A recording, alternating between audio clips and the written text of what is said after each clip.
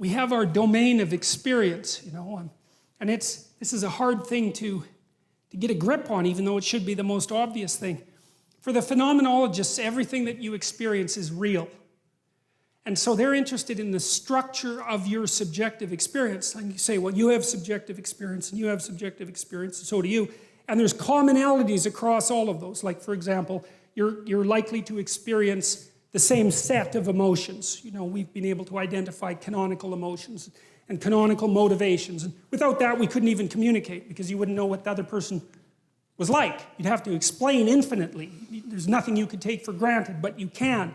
And phenomenology is the fact that in the center of my vision, my hands are very clear, and then out in the periphery, they disappear. And phenomenology is the way things smell and the way things taste and the fact that they matter. And so you could say in some sense that phenomenology is the study of what matters rather than matter. And it's a given from the phenomenological perspective that things have meaning. And even if you're a rationalist, say, and a cynic and a nihilist, and you say, well, nothing has any meaning, you still run into the problem of pain, because pain undercuts your arguments and has a meaning. So there's no escaping from the meaning. You can pretty much demolish all the positive parts of it, but trying to think your way out of the negative parts, man, good luck with that, because that just doesn't work. So phenomenology is, and the Bible stories, and I think this is true of fiction in general, is phenomenological. And it concentrates on trying to elucidate the nature of human experience, and that is not the same as the objective world. But it's also a form of truth, because it is truth that you have a field of experience and that it has qualities. The question is, what are the qualities? Now, ancient representations of reality were sort of a weird meld of observable phenomena, things that we would consider objective facts, and subjective truth, the projection of subjective truth. And I'll show you, for example, I'll show you how the Mesopotamians viewed the world. They had a model. Basically, the world was a disc. If you go out in a field at night, what does the world look like? Well, it's a disc. It's got a dome on top of it. Well, that was basically the Mesopotamian view of the world, and the view of the world that the people who wrote the first stories in the Bible believed too. And on top of the dome there was water. Well, obviously, it's like it rains, right? Where does the water come from? Well, there's water around the dome. And then there's land, that's the disc, and then underneath that there's water. How do you know that? Well, drill. You'll hit water. Well, it's under the earth, obviously, because otherwise how would you hit the water? And then what's under that? There's fresh water. And then what's under that? Well, if you go to the edge of the disc, you hit the ocean. It's salt water. So it's a dome with water outside of it. And then it's a disc that the dome sits on. And then underneath that, there's fresh water. And then underneath that, there's salt water. And that was roughly the Mesopotamian world. And you see that's a mix of observation and imagination, right? Because that isn't the world, but it is the way the world appears. It's a perfectly believable cosmology, and the sun rises and the sun sets on that dome. It's not like the thing is bloody well spinning. Who would ever think that up? It's obviously the sun comes up and goes down and then travels underneath the world and comes back up again. There's nothing more self-evident than that. Well, that's that strange intermingling of subjective fantasy, let's say, right at the level of perception and actual observable phenomena. And a lot of the cosmology that's associated with the biblical stories is exactly like that. It's half psychology and half reality, although the psychological is real as well. So that, and to know that the biblical stories have a phenomenological truth is really worth knowing, because the poor fundamentalists, they're trying to cling to their moral structure, and I understand why. Because it does organize their societies and it organizes their psyche, so they've got something to cling to, but they don't have a very sophisticated idea of the complexity of what constitutes truth, and they try to gerrymander the biblical stories into the domain of scientific theory, promoting creationism, for example, as an alternative scientific theory. It's like that just isn't going to go anywhere, because the people who wrote these damn stories weren't scientists to begin with. There weren't any scientists back then. There's hardly any scientists now. You know, it's hard to think scientifically, man. It's like, it takes a lot of training, and even scientists don't think scientifically once you get them out of the lab, and hardly even when they're in the lab. You know, you got to get peer reviewed and criticized, and like, it's hard to think scientifically. So, and however the people who wrote these stories thought was more like dramatists think, more like Shakespeare thought, but that doesn't mean that there isn't truth in it. It just means that you have to be a little bit more sophisticated about your ideas of truth. And that's okay, you know.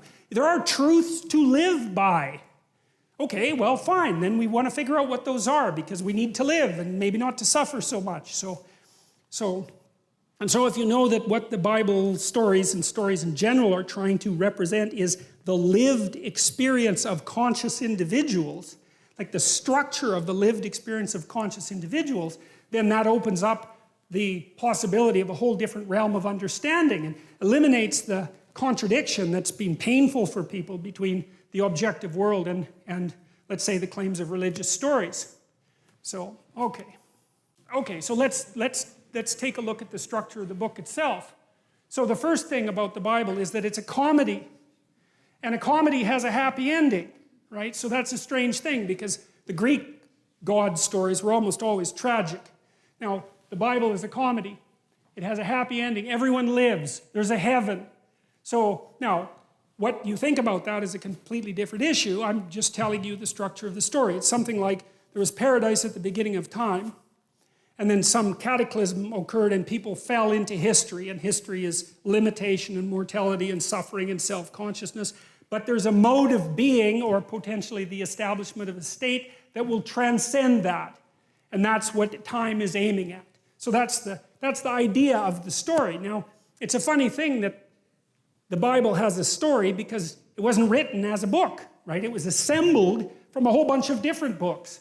And the fact that it got assembled into something resembling a story is quite remarkable. And what the question is then, well, what is that story about? And how did it come up as a story? And then I suppose as well, is there anything to it? It constitutes a dramatic record of self-realization or abstraction. We already mentioned that. It's like the idea, for example, of the formulation of the, let's say, the image of God is an abstraction. That's how we're going to handle it to begin with. I want to say, though, because I said I wasn't going to be any more reductionist than necessary, I know that the evidence for genuine religious experience is incontrovertible, but it's not explicable. And so I don't want to explain it away. I want to just leave it as a fact. And then I want to pull back from that and say, okay, well, we'll leave that as a fact and a mystery, but we'll look at this, we're going to look at this from a rational perspective and say that the initial formulation of the idea of God was an attempt to abstract out the ideal and to consider it as an abstraction outside its instantiation. So, and that's good enough. That's an amazing thing if it's true. But I don't want to throw out the baby with the bathwater, let's say. It's a collection of books with multiple redactors and editors. So what does that mean? Many people wrote it. There's many different books, and they're interwoven together, especially in the first 5 books, by people who, I suspect, took the traditions of tribes that had been brought together under a single political organization and tried to make their accounts coherent. And so they took a little of this, and they took a little of that, and they took a little of this, and they tried not to lose anything because it seemed valuable, or it was certainly valuable to the people who had collected the stories. They weren't going to, tolerate too much editing, but they also wanted it to make sense to some degree, so it wasn't completely logically contradictory and completely absurd. And so many people wrote it, and many people edited it, and many people assembled it over a vast stretch of time. And we have very few documents like that. And so just because we have a document like that is sufficient reason to look at it as a remarkable phenomena and try to understand what it is that it's trying to communicate, let's say. And then I said it's also the world's first hyperlinked text, which is that again, and very much worth thinking about for quite a long time. All right, there's 4 sources in the Old Testament or the Hebrew Bible. 4 stories that we know came together. One was called the priestly. There's a source called the priestly, and it used the name Elohim or El Shaddai for God. And I believe El is the root word for Ella as well. So, and that's usually translated as God or the gods, because Elohim is utilized as plural in the beginning books of the Bible. And it's newer than the Yahwist version. Now, the reason I'm telling you that is because Genesis 1, which is the first story, isn't as old as Genesis 2. Genesis 2 contains, the Yahwist version contains the story, for example, of Adam and Eve. And that's older than the very first book in the Bible.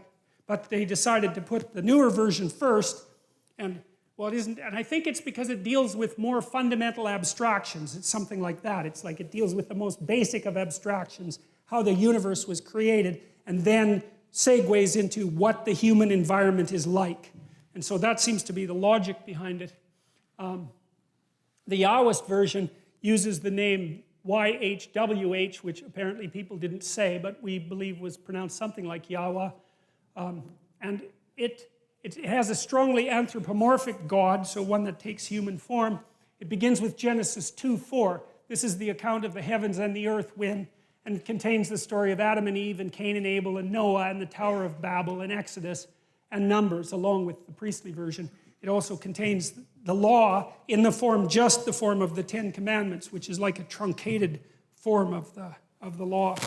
There's the Elohist source. It contains the stories of Abraham and Isaac.